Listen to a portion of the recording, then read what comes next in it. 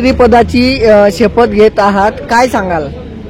हे आज जळगाव ग्रामीण मतदारसंघाचा हा बहुमान आहे की यावेळेस तिसऱ्या वेळेस मंत्रिपदाची शपथ घेत असताना राज्यमंत्री जर पकडलं तर चौथ्या वेळेस मी या ठिकाणी शपथविधी घेतोय आणि हे जनतेचं प्रेम आणि पक्षाचा असलेला विश्वास त्याच्या भरोश्यावर आज या ठिकाणी शपथ घ्यायला मी जातोय। भाऊ, अनेक जे मातब्बर नेते होते त्यांचा पत्ता कट झालेला आहे, अनेकांना वाटत होतं की गुलाबराव पाटलांचा देखील पत्ता कट होईल, काय सांगाल?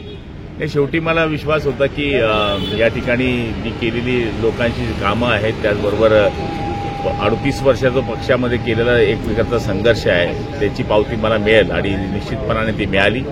उद्या मला मंत्रिपद मिळालं असं किंवा नाही मिळालं असं त्याचा मला बिलकुल राग नव्हता, पण शेवटी पक्षाने या गोष्टीचा विचार करून मला जी जबाबदारी टाकलेली आहे त्यामुळे निश्चितपणाने मी पक्षाचा खूप आभारी आहे। भाऊ, एक भावनिक क्षण आहे हा, चौथ्यांदा तुम्ही मंत्रिपदाची शपथ घेतात, काय वाटतंय तुम्हाला? खूप आनंद वाटतोय की माझ्या आयुष्यातला हा सगळ्यात मोठा क्षण आहे। जळगाव जिल्ह्यामध्ये बऱ्याच लोकांनी याच्यापूर्वी शपथ घेतल्या असतील, पण एक सर्वसाधारण कुटुंबाच्या माणसाला एक चौथ्या वेळेस शपथ घेण्याचा मान मिळतोय आणि त्यातल्या त्यात नागपूरमध्ये 33 वर्षानंतर शपथविधी पार पडते, त्याच्यामध्ये मी एक आहे, याचा खूप आनंद मला। भाऊ, अनेकांची देव पाण्यात होते, गुलाबराव पाटील आमदार होणार नाहीत, आमदार झाले, मंत्रीपदही मिळणार नाही, आता तुम्हाला मंत्रिपदाची तुम्ही शपथ घ्यायला जाताय, काही क्षणात शपथ घेणार, काय वाटतंय?